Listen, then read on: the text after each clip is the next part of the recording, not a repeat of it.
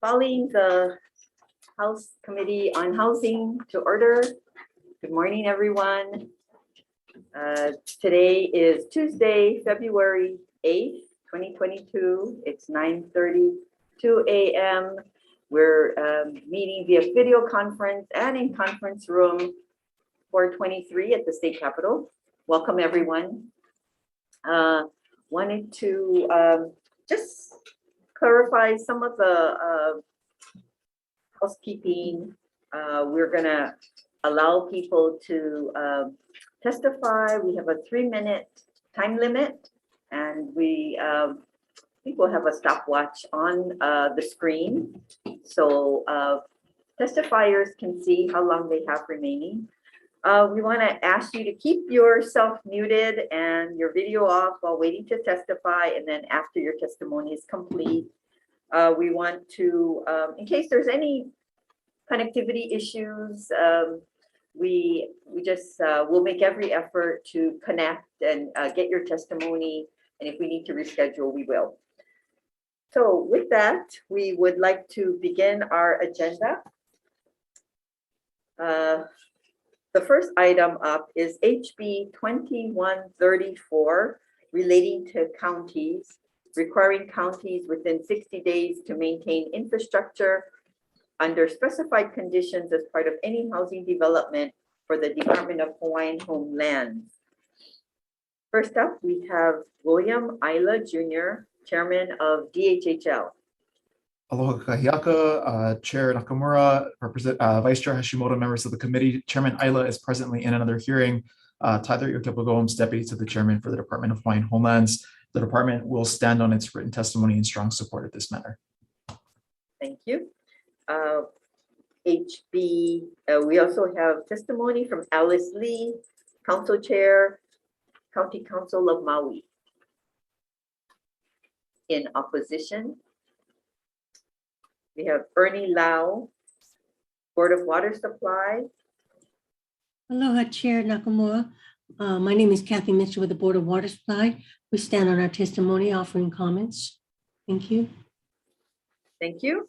And we have late testimony from Homelani Shado. Aloha, Chair Nakamura, Vice Chair Hashimoto, and members of the committee.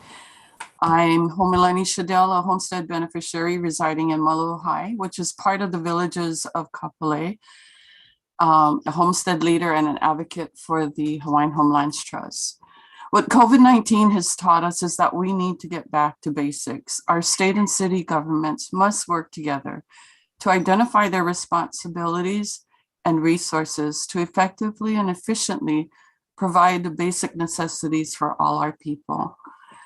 Since 1990 to 2020, the city and county of Honolulu has collected property taxes from over 4,000 residential properties in the villages of Kapolei, estimated at more than $3 billion. Residents have received ambulance, emergency, fire, police, and trash pickup city services. All other basic infrastructure maintenance and repair is the responsibility of the Department of Hawaiian Homelands or Hawaii Housing and Finance Development Corporation, subject to availability of funds. It is disturbing when DHHL must make critical decisions prioritizing severity and level of risk when addressing the health and safety of beneficiaries because their repair and maintenance budget is limited. DHHL's repair and maintenance budget for 2022-2023 is $228 million, which equates to an estimated development of lots for 1,520 homes on homestead lands. This bill is not about passing the buck. It's about where the buck stops, and it should stop at the counties. Now more than ever, counties need to step up and take responsibility to repair and maintain all infrastructure for the safety and well-being of residents within their jurisdiction. This shift would allow allocation of funds to address our critical housing shortage instead of repair and maintenance of infrastructure. Your support and passage of this bill will hold counties responsible to provide all public services received by the general public to homestead beneficiaries. I would also ask for you to take caution and reconsider bills like HB 2022 that removes county requirements for housing projects developed by HHFDC or any other state agency. If you don't have time to do it right, when will you have time or funds to do it over? Mahalo for providing me this space to share my mana'o, your time and attention. Mahalo. Thank you very much, Amelani. Let's see, that's all we have on the list of testifiers. Is there anyone else who we missed? Okay, all right, then are there any questions? I'm gonna ask that question this time. Any questions? I have a question for Tyler Gomes, DHHL. Hi, Tyler. Good morning, Tyler. I wanted to ask you, in the couple A DHHL example, how much are the families paying in rent? Excuse me, in real property taxes? I don't have that number right now. I think I can try and get you an answer before the end of this hearing, if that's helpful. I think actually Auntie Home may, I mean, I wouldn't want her to speak to her personal situation, but she might have a better idea than I do at the moment. Chair, the amount that the homestead residents in the villages of Kapolei pay is in accordance with city. So it's $300 a year. It was raised from $100 about, I'm going to say 6 years ago.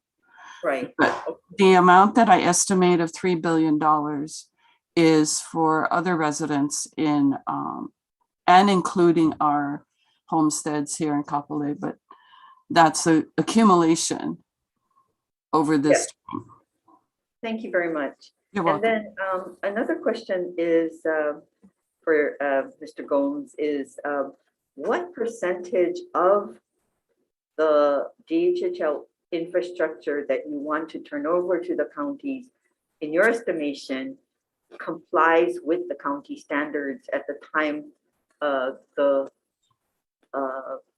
infrastructure was developed?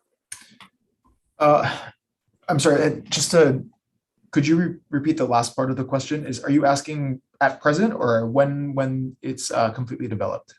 Yeah, what percentage of the infrastructure complies with the county standards? Do you have a sense? Is it 100% or half of it?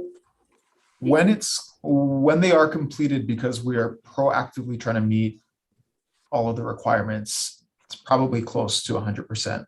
But I think the larger issue is that since the passage of Act 227, a lot of the once 100% compliant infrastructure is now no longer compliant, which requires the department to put additional capital into re-repairing to bring it back up to standard for acceptance. So that's one of the larger challenges.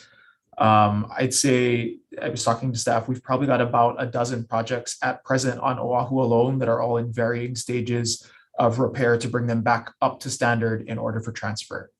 One other thing to keep in mind is, particularly with the County of Honolulu, and we're still working, I think, with this administration to figure out that process. Prior administrations have required the department to have licenses for all infrastructure that needs to be transferred and all of that infrastructure to be up to standard. So what you would have is you may have roads that are prepared to be turned over, but the sewer underneath is not up to standard. And so by that virtue, the county would not take over the road maintenance. And so we'd be stuck trimming trees and striping lanes and putting up speed signs simply because the sewer infrastructure underneath was not yet up to county code. And so that's one of the challenges we faced. And I think we still need to work with the current Oahu administration to figure out what that process looks like. We've had a less, I don't want to call it difficult, we've had a less cumbersome process on the neighbor islands, I'll say that. And then that policy of doing all or nothing, is that a by law or is that by policy and practice? The way it was explained to me, it sounded like it was by law, but if in previous administrations, they used to do it by county resolution, which to me, it sounds like is a policy matter. So it's still a little unclear. And the department is actively engaging with City and County of Honolulu to figure out, what's the best way to get that done. Oh, thank you very much. Members, are there any other questions? Thank you. Okay, let's go to HB 2513.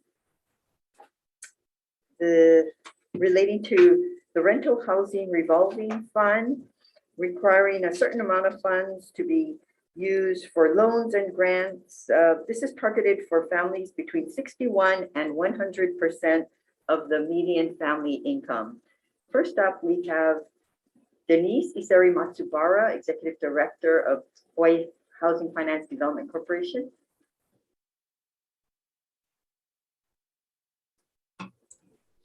Aloha, good morning, Chair, Vice Chair, members of the committee. We stand on our written testimony in strong support. We just asked for a couple of amendments. The first is to provide clarity on the appropriation, saying that it is appropriated in fiscal year 2022 for the purpose of this measure, and also to allow HHFDC to apply any unused funds to 201H, 202E, Section E, 1A and B projects, and also to allow us to retain funds beyond the supplemental year in order to accommodate future financing rounds for this program. Thank you for the opportunity to testify. Thank you for those amendments, recommendations. Next up, we have Rob Van Tassel from Catholic Charities Hawaii. Good morning, Chair and Vice Chair. I'm Betty Lou Larson, representing Catholic Charities Hawaii.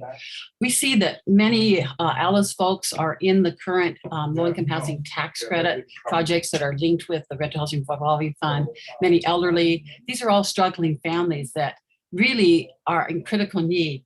We know that the rental housing revolving fund addresses these needs, but there's very much insufficient funding each year. In fact, the state is just falling further and further behind. And we understand that there's a housing need at all levels, but we feel there are other ways to address this need. HUD now allows the low-income housing tax credit projects to go up to 80% AMI and do what's called income averaging. So you can have units at the 80% income range, and that allows more units at the lower end. So it's kind of a win-win situation for both sides. You get more of the desperately needed lower income, and you can address that 80% AMI population. So we feel that this new rule by HUD should be the focus of HHFDC, and that this would allow more addressing of this 80% population, which is really the ALICE population, and which is, we agree, in need of housing. So we just have those comments, and thank you for listening. Mahalo.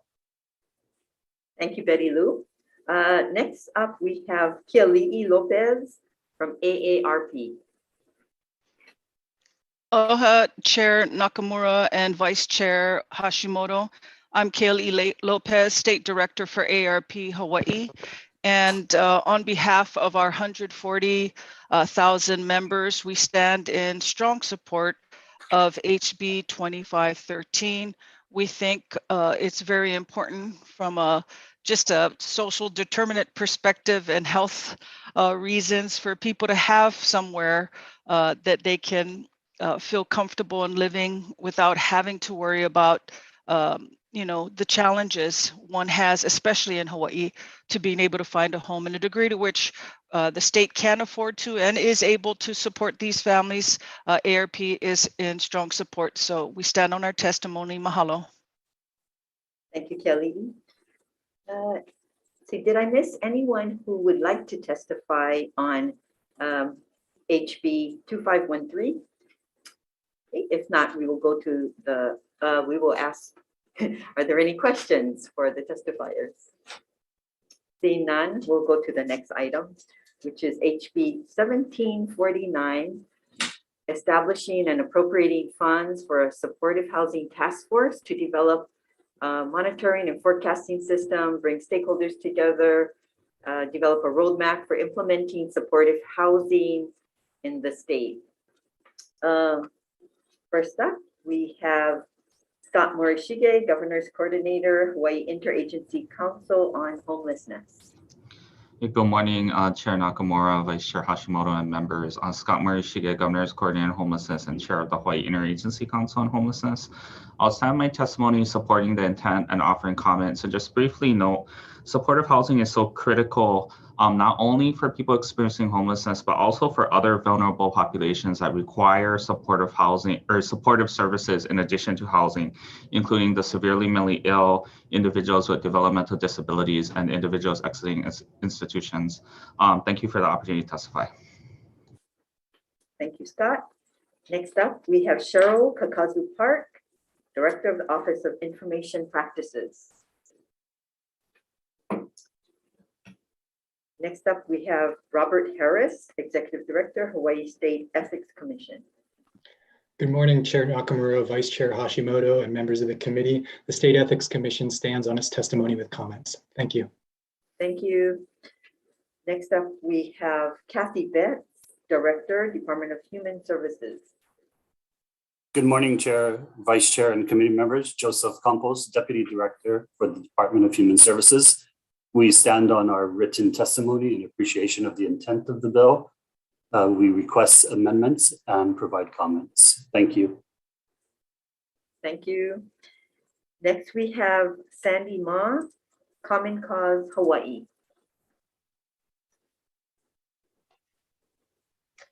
Aloha, Chair Nakamura, Vice Chair Hashimoto, and members of the committee. My name is Kainoa Kamehe Iwarego, testifying on behalf of Common Cause Hawaii.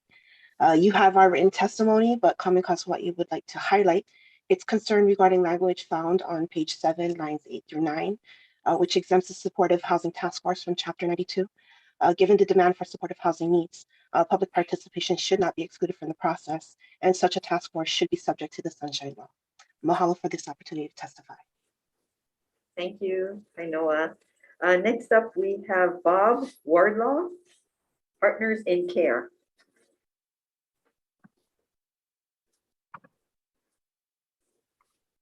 Aloha, Chair, Vice Chair, and members of the community. Thank you for this opportunity. Partners in Care stands on our written testimony. Thank you. Thank you. Next up, we have Rob Van Tassel, Catholic Charities Hawaii.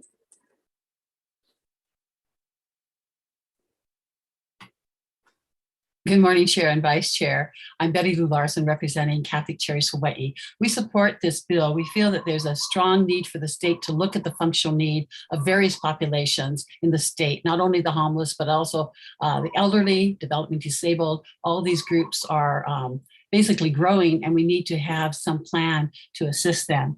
We also like the bridging between developers and the human service providers so that you really can understand both sides of this process. We do suggest one amendment, and that is that to add 2 members to the task force. That would be a representative from each of the 2 continuums of care. Bridging the Gap on the neighbor islands and Partners in Care on Oahu have a wealth of data on populations, not only homeless, but the disabled, the elderly who are among their populations. They also represent many of the service providers of supportive housing. So I think they could bring a great strength to the task force. Thank you very much for introducing this bill. We're hearing this bill. Thank you for that suggestion. Next up, we have Kevin Carney, Vice President, EAH Hawaii. Todd Apo, Hawaii Community Foundation. Good morning, Chair Nakamura, Vice Chair Hashimoto, and committee members. Thank you for the opportunity. I'm Todd Apo with Hawaii Community Foundation, testifying in support of this bill 1749.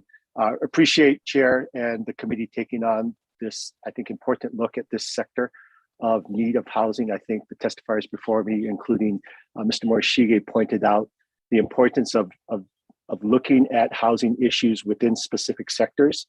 And I think the creation of this task force as provided for in the bill is an important part of making sure we get to answers that make sense. I think as the previous testifier mentioned, data is so important with finding solutions. It's something that Hawaii Community Foundation, we've really focused on with our change framework. Housing falls within our C sector of community and economy.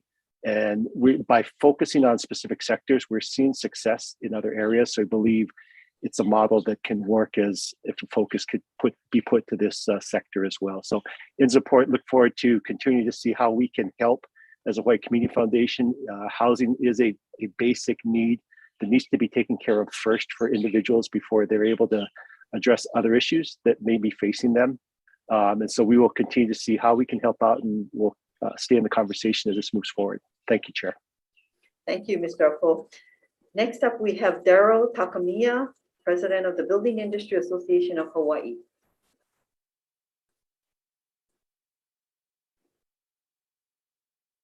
Okay. We also have a late testimony, Daintree Bartoldes.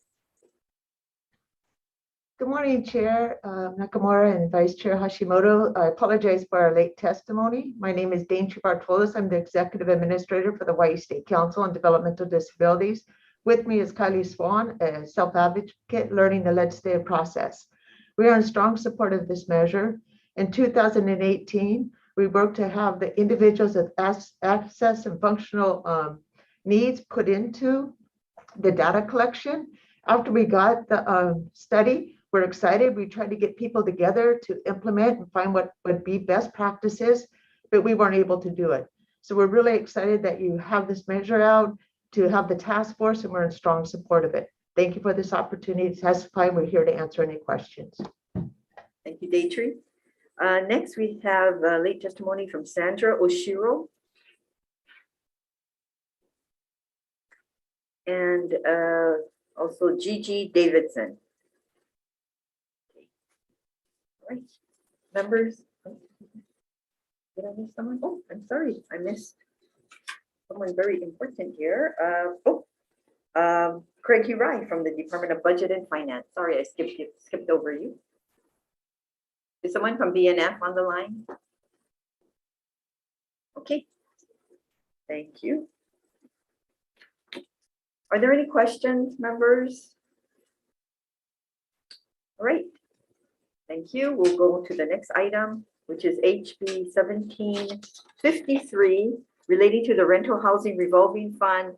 This is the one that allows HHFDC greater flexibility to use funds in Rental Housing Revolving Fund for necessary expenses in administering the corporation's housing finance programs. First up, we have Denise Iseri Matsubara, HHFDC. Good morning, aloha, Chair, Vice Chair, members of the committee. We stand on our written testimony in strong support of this measure. Thank you. No other testifiers. Did I miss anyone? Okay. And are there any questions for Denise? Okay. Seeing none, let's go to the next item, which is HB 1826, relating to homelessness. This establishes a long-term rental assistance pilot program to be administered by the Hawaii Public Housing Authority for individuals over 62 years of age who are homeless or at imminent risk of becoming homeless, and appropriates funds. So first up, we have Scott Morishige, Hawaii Interagency Council on Homelessness. Good morning, Chair, Vice Chair, and members. I'll stand on my written testimony supporting the intent. Thank you for the opportunity to testify. Thank you. We have Hakeem Wansafi, Executive Director, Hawaii Public Housing Authority. Good morning, Chair, Vice Chair, members of the committee. Thank you for this opportunity to testify. The HPHA stands in support of this program and in support of our elderly population. I'm here to answer any questions that you may have. Thank you. Thank you, Hakeem. Next up, we have Carolyn Carderaro with the Department of Health Executive Office. These are the speakers that normally run, right? Yeah. Craig, we can hear you. You're next. Caroline from the Executive Office on Aging. Okay. It's not here. Next up is Craig Hurai, Department of Budget and Finance.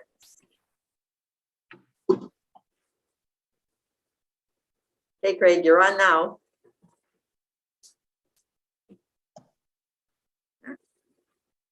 We can come back if he joins us.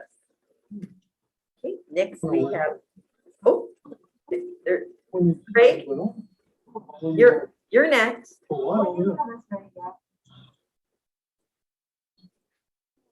It was working? We can hear you.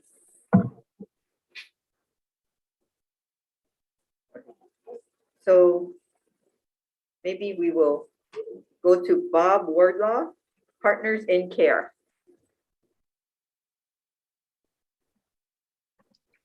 Aloha, Chair, Vice Chair, and members of the committee. Thank you for your time. We stand on our testimony and just like to highlight that this can help prevent our Puna from losing their housing and their also help their support system from moving away from the islands. Thank you. Thanks, Bob. Next up, we have Ron Van Tassel, Catholic Charities Hawaii. Good morning, Chair and Vice Chair. I'm Betty Lou Larson, representing Catholic Charities Hawaii. We feel this is a very important bill. We have on our housing assistance program a wait list of urgent seniors. There's 53 of them who are facing homelessness, and the average age is 75 years old. Imagine being homeless or facing homelessness. The emotional stress, the health stress is great on seniors. So we really appreciate this bill. We think it would go a long ways to helping our seniors live in comfort and safety. We do have one suggested amendment, however. We suggest that the wording of the age be changed from individuals over 62 or over 62 to 62 years of age or older. This would match the age criteria for many of the senior affordable projects and allow people to apply at age 62. So thank you very much for listening to this, and your concern for our seniors is much appreciated. Thank you, Betty Lou, for the clarification.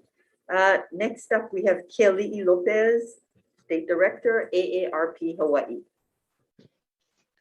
Aloha, Chair Nakamura, Vice Chair Hashimoto.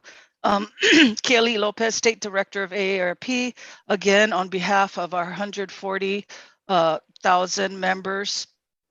AARP is in strong support of this legislation. We stand on our testimony. One thing we would like to see a consideration is we recommend the change of the percentage for rent to go from 50% to 30%, if that's at all economically feasible for the state. We think that this will also capture some of the other areas for people who do have challenges, not in just meeting the cost of their homes, but really being able to have sufficient funds for other needs. Thank you for the opportunity to testify on this, and we look forward to this legislation moving forward. Mahalo nui. Thank you. And we have late testimony from Colleen Rost-Bannock in support. Is there anyone who I missed who would like to testify? Okay, we'll open it up for questions. Members, questions? Vice Chair Hashimoto. Hi, this question is for Hakeem. So Hakeem, I guess, could you explain to us what is the difference, or in your mind, what is the upside to this program versus what's offered in the state rent supplement program? Thank you for the question. It is basically similar, except for the income level up to 50%. The other difference is that under the rent supplement program, we limit the funding up to $500, whereas this one here will be up to however the legislature deems appropriate, 50% or 30%. And there is no limit, there is no cap to that $500. This one is a pilot program, 2 years max, where the other program is so long as you continue to qualify. Every year we do certification, and if you qualify, we continue to serve you, so long as the appropriation is given to us. It's not unusual that the current one will have people who've been participating for 6, 7, 8 years or so. Those, I would say, they're the major differences. Okay. Do you think, in your mind, what's your definition of homeless or at imminent risk of being homeless? I guess just for us, for planning purposes, what is that income look like, and what do you think like that looks like per recipient? For us, homeless has to meet a definition, the legal definition, the hard definition of homeless. And we verify that they are homeless through either nonprofits or other services that provide homeless services, or through COCs, continuum of care of others. At risk of homelessness, people who, based on their income, you know that they come in short every month paying the rent that's necessary for them to keep housed. So in your mind, what do you think that the potential rent supplement might be on average, you think? For this program, because it's dedicated also to preventing homelessness, or for those who are actually homeless, we estimate in about $1,500 per person per month.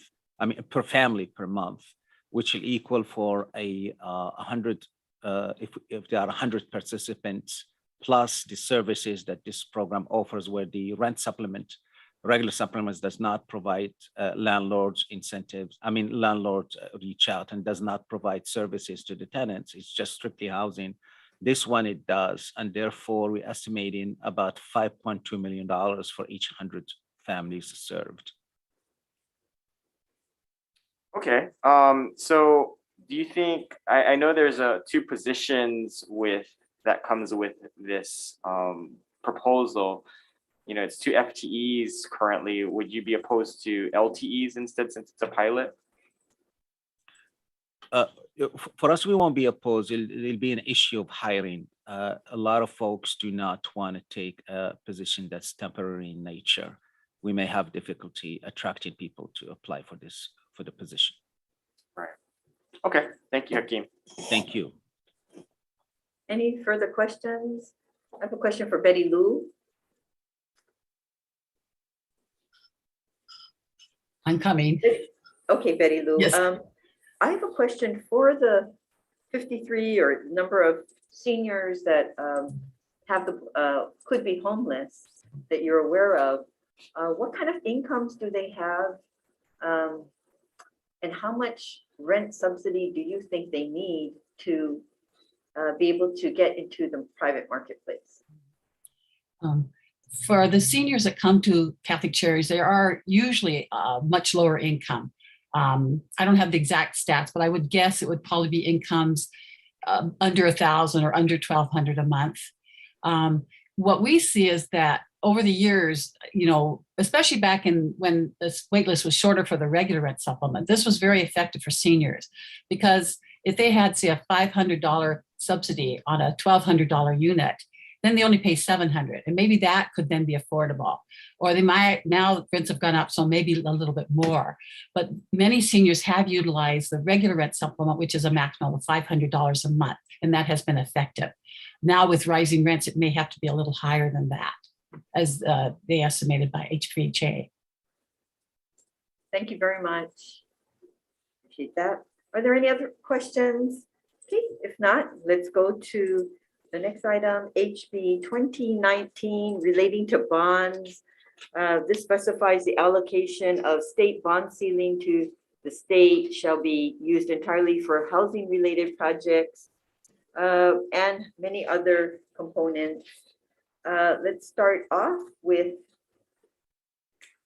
Denise Iseri Matsubara, HHFDC. Aloha. Thank you very much, Chair, Vice Chair, members of the committee. HHFDC strongly supports this measure. Although the shortage of affordable housing is such a serious issue for the state of Hawaii, housing does not have a statutory allocation of bond cap, and bond cap is needed in order to facilitate low-income rentals. In fact, housing is the only use of bond cap that will trigger substantial federal subsidy in terms of the low-income housing tax credit. So for every $100 of bond cap that is diverted to any other use other than multifamily rental housing, the state gives up a direct federal subsidy of 60 to 65 million if we're looking at 100 million of bond cap. The only thing that we would recommend is an amendment to specify the allocation to be made to HHFDC instead of housing-related projects. So when bonds are allocated to other uses, the state loses out on federal subsidies tied to housing. Thank you very much for the opportunity to testify. Thank you, Denise. Next up is Christopher Oakes, HHFDC. Maybe. Aloha. Chair, Vice Chair, as well as members of the committee, thank you for the opportunity. I'd like to iterate what the Executive Director, Denise Isabra, had mentioned. We stand in strong support of this measure with amendments, and we'd like to specify that the allocation be made to the Hawaii Housing Finance and Development Corporation as opposed to housing-related projects. Given so, we appreciate your consideration and thank you for your time. Much mahalo. Thank you. Next up, we have Craig Hirai, Director, Department of Budget and Finance. Morning, Chair Nakamura and Vice Chair Hashimoto, members of the committee. I'm Craig Hirai, Director of Finance. We'll stand on our written testimony and be available to answer questions. Thank you. Thank you. We have Adam Reversi, Director, Kauai County Housing Agency. Aloha, Chair Nakamura, Vice Chair Hashimoto, members of the committee. While Kauai County Housing Agency strongly supports the goal of directing private activity bond funding to housing, we oppose some of the other provisions of this legislation as it currently stands. As we noted in our written testimony, Kauai County, for the first time in several decades, just this year, opted to retain its bond allocation, which is just a tiny fraction of the state's. I believe it's a 2.4% of the total state allocation.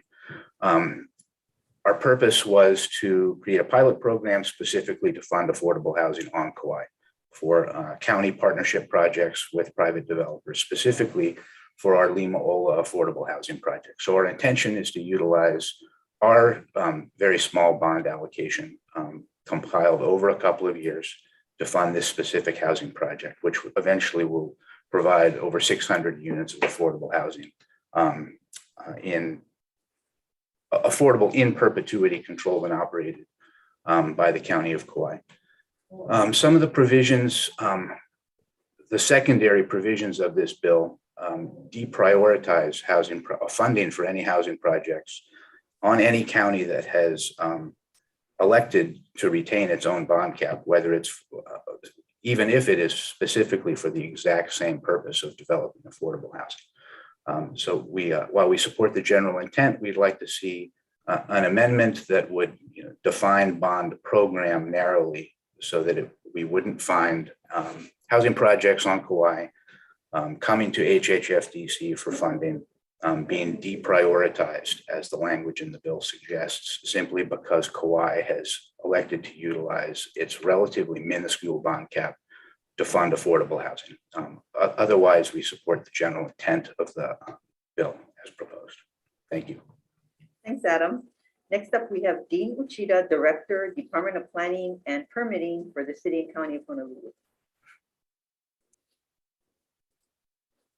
In support, we have Alice Lee, Council Chair, County Council of Maui. In opposition, we have Rob Van Tassel, Catholic Charities Hawaii. Good morning, Chair and Vice Chair. This is Betty Lou Larson representing Catholic Charities. We stand in strong support of this bill and will stand on our written testimony. Mahalo. Thank you, Betty Lou.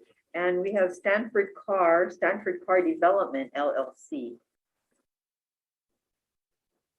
In support. we have late testimony from Makani Maeva with the AHE group in support. Okay. Members, questions? I have a question for Craig Hirai. If Craig is on the line, I'd like to know, you made reference to non-housing SPURBs, authorized and unissued, subject to bond cap ceiling. Do we have a list of those projects, and is there a time limit, timeline by which they either use it or lose it? I can get back to you on that, but I believe it's 5 years. And I believe we do have a list. I mean, the SPURBs would have had to have been approved by the legislature. Right. Right. So then maybe that would be a follow-up then, if we could get that list of the SPURBs that are still active and could be triggered. Mm-hmm. Yes. There's a possibility that they're active, but maybe conditions have changed, so they have may choose not to use it. Correct. And then they're also well, actually, I think these are just the bond cap SPURBs, yeah, because there are other SPURBs that are non-bond cap. Right. So just for, maybe that would be a follow-up request. Thank you. Thank you. Okay. Any other questions? Okay. Then let's go to HB 1829, excuse me.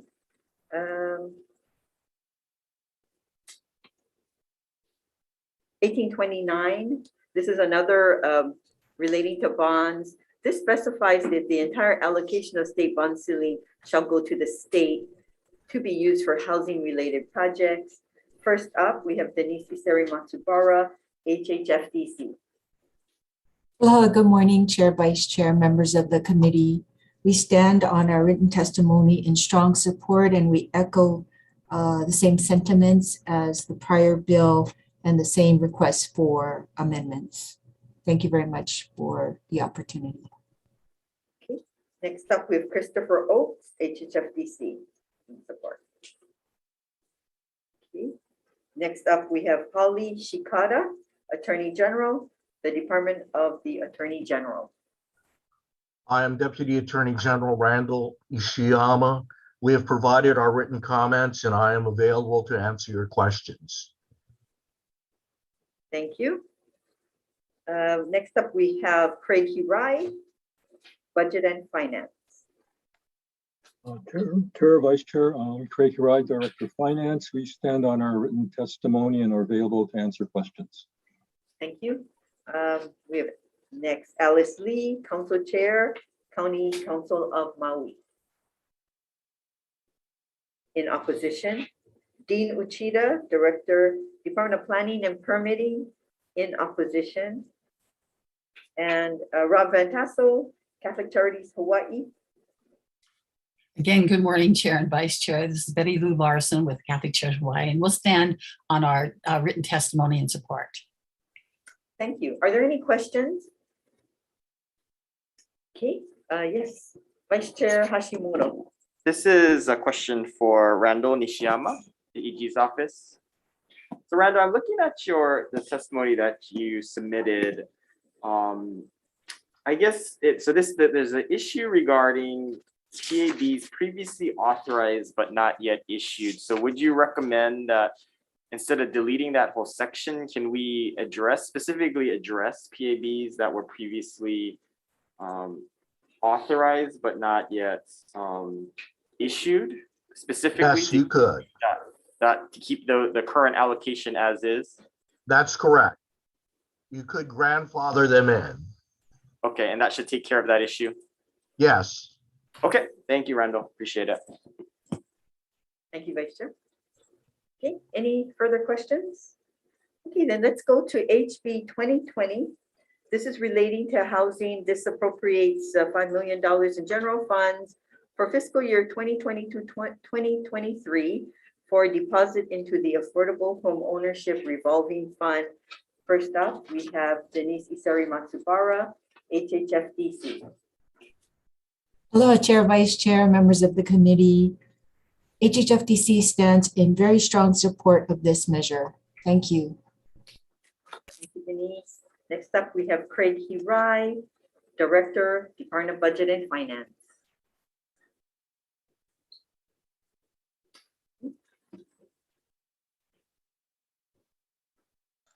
Sure, Chair. We'll stand on our written testimony. Thank you. And we have Susan Lay from Habitat for Humanity in support. Good morning, Chair, Vice Chair, and members of the committee. On behalf of Hawaii Habitat for Humanity, we stand on our written testimony in strong support of this measure. Thank you. Thank you. Okay. Is there anyone who I missed who would like to testify? Okay. Members, any questions? Seeing none, let's go to the next item, which is HB 2442. This is relating to the building industry professionals, updates the cost valuations of work on buildings for the work to qualify for an exemption from Chapter 464 HRS relating to the regulation of the practices of professional engineering, architecture, land surveying, and landscape architecture. First up, we have Sandra Matsushima, Executive Officer, Board of Professional Engineers, Architects, Surveyors, and Landscape Architects. Good morning, Chair Nakamura, Vice Chair Hashimoto, members of the committee. Sandra Matsushima, Executive Officer for the board. We stand on our testimony providing comments. Thank you for allowing me to testify this morning. Thank you.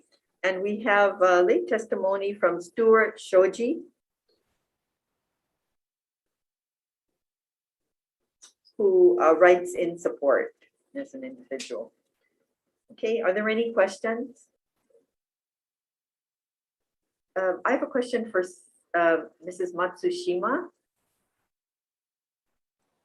Hi. Hello. I wanted to just ask you, just to clarify that your board has not met to provide comments, but plan to meet? Yes, we have a meeting scheduled for Thursday. And upon the board making a decision or taking a position, I will provide an update to yourself and the committee. Okay, thank you very much. Thank you. Okay. Are there any other questions? Okay, if not, let's go to HB 2444. This is relating to housing conditions, a county's authority to exercise state housing powers upon the county's continued compliance with provisions regarding acceptance of the dedication of infrastructure and public highways in affordable housing developments. First up, we have Denise Isari Matsubara, Executive Director, HHFDC. Thank you very much, Chair, Vice Chair, members of the committee. HHFDC stands on its written testimony in strong support of this measure. It proposes to address a 30-year-old problem that the state has in maintaining infrastructure in the villages of Kapolei in particular. The state's dwelling unit revolving fund has had to be the resource to maintain the infrastructure in the villages of Kapolei, although the city has been collecting the real property taxes in this area for the past 3 decades. The whole intention of DERF was established to really facilitate new affordable housing development, but it is now having to still maintain existing infrastructure for many, many years. We do ask this measure be amended to apply to counties with populations greater than 500,000 for consideration by the committee. Thank you very much for the opportunity to testify. Thank you, Denise. Next up, we have Alice Lee, County Council of Maui, in opposition. Is there anyone I missed who would like to testify? Okay. Any questions, members? Seeing none, let's go to the next item, HB 1478, relating to public safety, requires sellers of residential buildings or structures to equip approved smoke alarms in accordance with current state or county building or residential codes. First up, we have Stephen Gobble, Vice Chair of the State Fire Council. In support, we have Bradford Ventura, Fire Chief, Maui Fire Department. In support, Sheldon Howell, Fire Chief, Honolulu Fire Department. In support, Ken Hiraki, Hawaii Association of Realtors. Hi, good morning. The Hawaii Association of Realtors is opposed to House Bill 1478. The overall intent of this measure is to require a homeowner to obtain a smoke alarm inspection and certification from the fire department before an owner can sell his or her property. We are opposed to the measure for a number of reasons. Number one, there's a home rule issue. Fire code enforcement is county issue and should not be regulated, should be regulated at the county and not the state level. Number two, additional government red tape may impair a homeowner's ability to complete a timely sale of his or her property, causing financial harm. Number three, such inspections charge a fee, making the high cost of housing even higher. Number four, it is duplicative and unnecessary since the existence of a smoke alarm is already included in a seller's disclosure, property disclosure form. In addition, smoke alarm inspections are already typically done by private professional home inspectors prior to closing.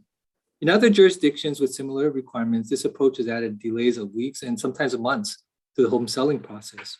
There are many reasons why time is of the essence when selling a home. For example, a homeowner may need to sell a home because a family needs cash to pay for a loved one's nursing home, or someone has to move because of a new job on the mainland, or because of a pending foreclosure, divorce, military deployment, tax liens, because of rising interest rates, falling property values, IRS 1031 exchange deadlines, or any number of other reasons. So as a practical matter, there's a real question whether fire departments even have enough capacity to complete these inspections without delays. So let's take a look at the numbers. If you take state data from 2021, the total number of properties sold was over 21,000. Think about that number, 21,000. Fire departments are already busy dealing with fire, public safety, natural disaster, and emergency health calls. So departments may not have enough staff capacity to prioritize this added responsibility over other higher priority public safety needs. As I mentioned before, what is being proposed is duplicative and unnecessary since the existence of smoke alarms is already included in a seller's property disclosure form, and smoke alarm inspections are already typically done by private professional home inspectors prior to closing. At the end of the day, we believe this is a home rule issue and should be handled at the county level and not the state level. Thank you for the opportunity to testify. Thank you, Ken. The next person to testify is Daryl Takamiya, Building Industry Association of Hawaii. In support. Is there anyone who I missed who would like to testify? Okay. Members, questions? All right. Then we'll go to the next and final item on the agenda is HB 1513 relating to the low-income housing, low-income household renters tax credit. So let's go to the first testifier, Isaac Choi, Department of Taxation. Yes, Chair. Jonathan White, on behalf of the Director of Tax, the department will stand on its written testimony, providing some comments on the bill. Thank you. Thank you. Next, we have Craig Hirai, Director, Department of Budget and Finance. Vice Chair Craig Hirai, Director of Finance, will stand on our written testimony and are available to answer questions. Thank you. Thank you. John Bickle, President, Americans for Democratic Action. In support. Beppy Shapiro, League of Women Voters. In support. Chris Caulfield, Executive Director, Inua Alliance. In support. Chris Caulfield, Chair, Democratic Party of Hawaii Education Caucus, in support. Nicole Wu, Hawaii Children's Action Network speaks, in support. Tom Yamachika, Tax Foundation of Hawaii. Thank you, Chair and members. Tom Yamachika from Tax Foundation of Hawaii. We'd like to stand on our written testimony and happy to answer any questions. Thank you, Tom. Next, we have late testimony from Ryan Kusumoto, President, CEO, Parents and Children Together, in support. Alice Cotto, in support. Will Karen, in support. Good morning, Chair. Aloha committee members. My name is Will Carone. I'm testifying as an individual in support of this bill. The low-income renters credit hasn't been updated since 1989. That's the same year I was born. And in the last 3 decades, the costs of living, especially housing, have gone up and up and up. And this tax credit was meant to alleviate some of the burden, specifically the housing cost burden. And you know, at the time that the credit was updated in 1989, the income threshold was set to 30,000, which was just above the median household income. And obviously that's just way too low. So I support raising it. I would support raising it back up to just above the median again. So I asked for the consideration of maybe increasing the threshold back up to 85,000 for joint filers. And I also think that the credit could maybe be a little bit bigger too, but bottom line, thank you for hearing this bill. I support it, and mahalo. Thank you. Next up, we have Lee Curran, in support.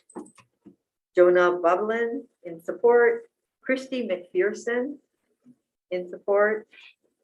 We have Josh Frost, in support. And Kelly E. Lopez, AARP. Aloha Chair Nakamura and committee members. ARP stands on its testimony in support of HB 1513. Mahalo. Thank you, Kelly E.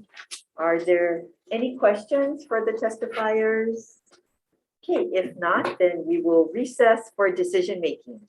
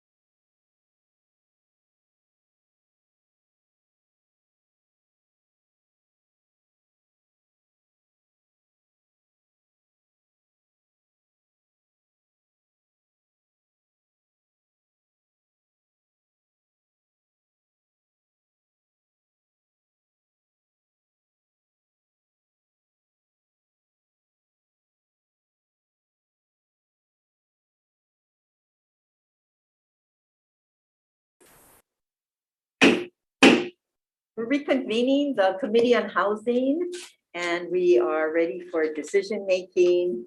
The first item is HB 2134. Chair recommends approval with amendments, and I'm going to ask Rep.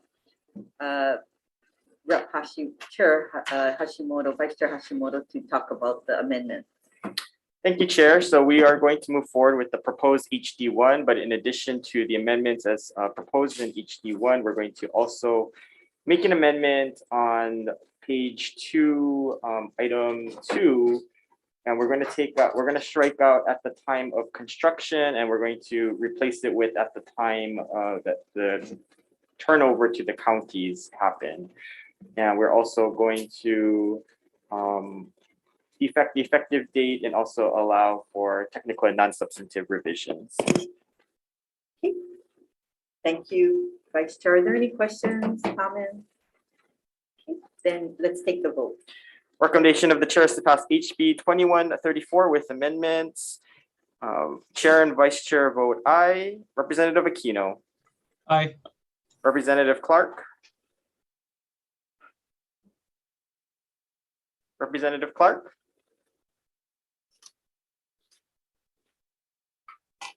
It looks like she's saying aye.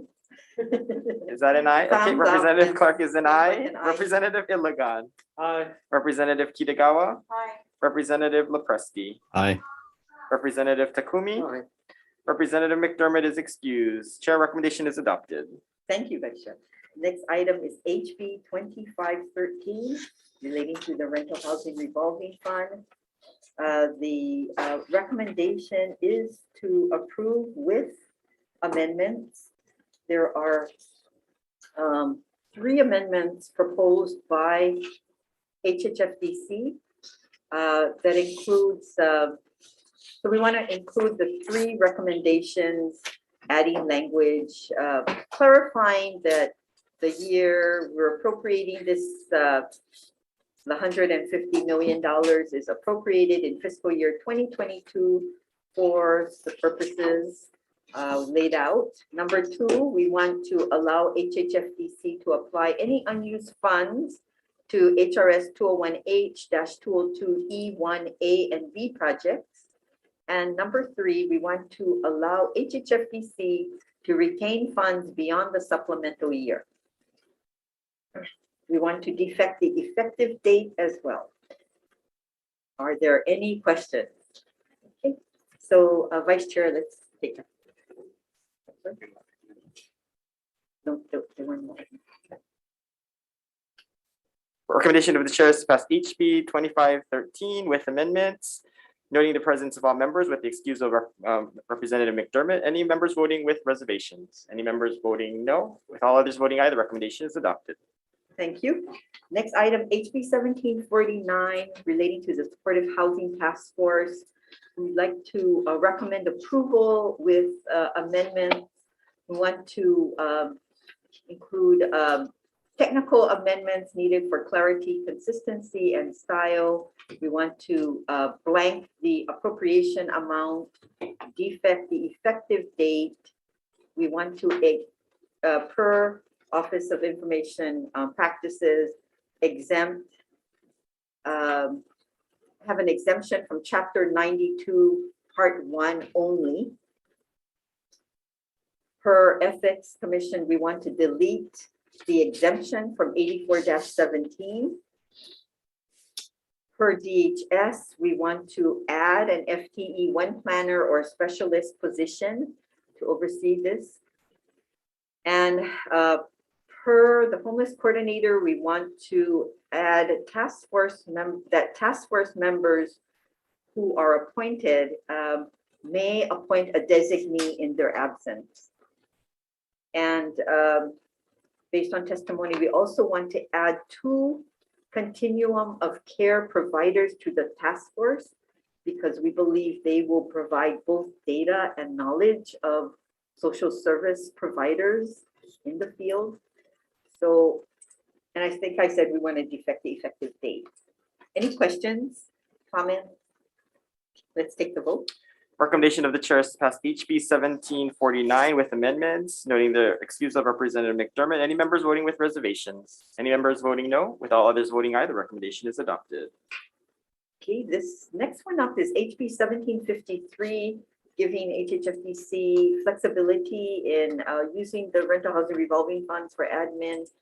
We would like to approve with amendments, basically to defect the effective date.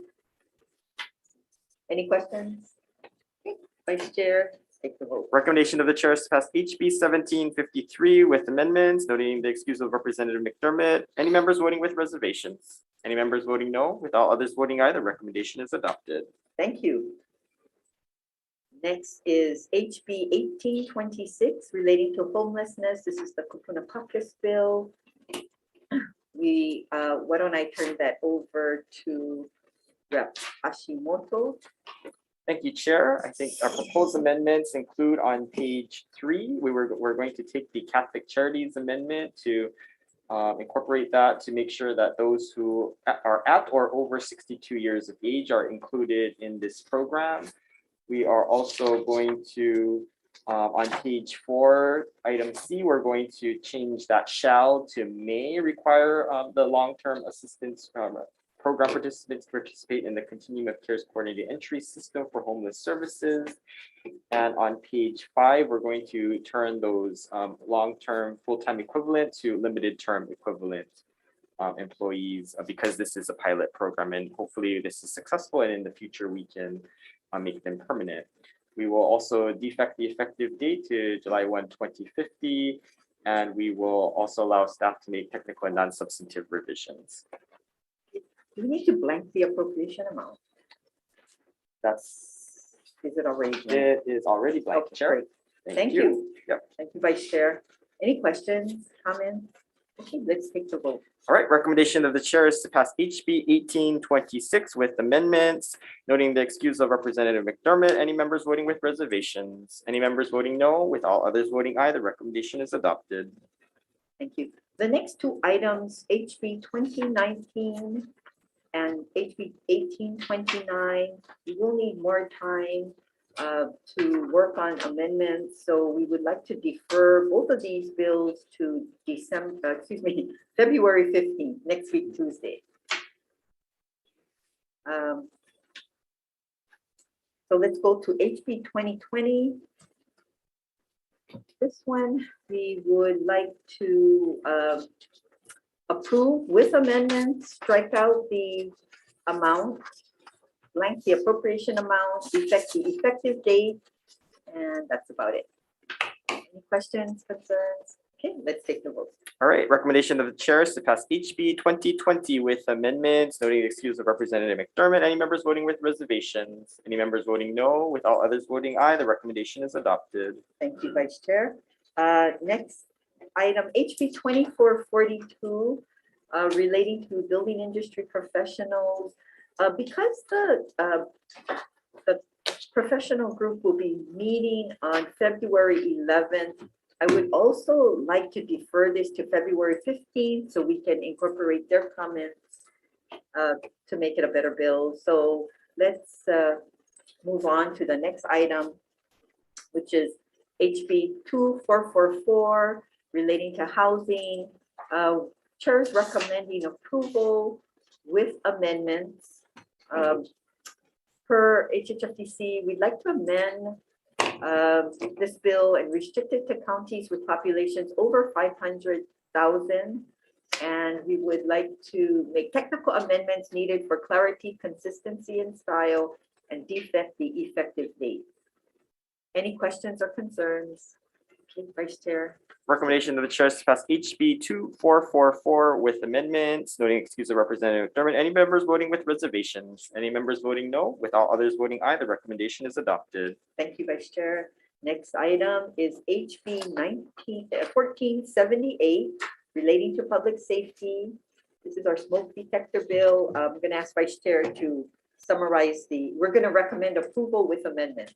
Thank you, Chair. We're going to make some big amendments to this bill. Essentially, what we're going to do is we're going to remove the proposal from Chapter 132 and instead it added to Chapter 508D, which is the mandatory seller disclosures in real estate. And what we're going to do is we're going to ask that prior to the sale of all buildings that are wholly or partially occupied for residential purposes, the property owner shall disclose, based on information provided by the Hawaii State Fire Council, whether approved smoke alarms are installed in accordance with current state or county building or residential codes. We're further going to ask that the Hawaii State Fire Council shall create and maintain an informational guide on approved smoke alarms and the latest county building or residential codes. And we ask that the informational guide shall be prominently posted on the Hawaii State Fire Council and each county fire department's website to assist property owners with the disclosure requirement. We're also going to allow for technical and non-substantive revisions and the effective date to July 1, 2050. Okay, thank you. Any questions, concerns? Okay, then let's take the vote. Recommendation of the chair is to pass HB 1478 with amendments. Noting the excuse of Representative McDermott, any members voting with reservations? Any members voting no, with all others voting aye, the recommendation is adopted. Thank you.